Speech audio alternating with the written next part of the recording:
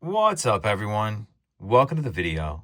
Today we're going to take a look at how to replace the battery in this 2011 Ford Ranger remote key fob.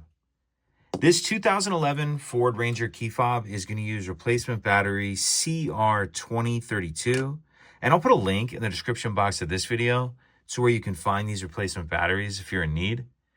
The other thing I'm going to be using to change this key fob battery is a flathead screwdriver.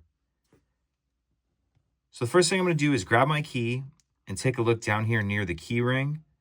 Off to the one side, we see there's this notch right here that I'm putting my screwdriver in. What I'm going to do is take my screwdriver, put it in that notch like that, and just pry up on the back cover and pop that back cover off.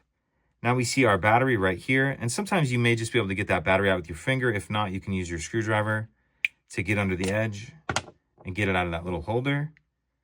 Now I'm going to grab my new replacement battery, and you want to make sure that you're installing that with the plus side up, positive side up. And just kind of tuck that edge in and then push it down into place. And then we can snap our back cover on. And that's it. Pretty simple.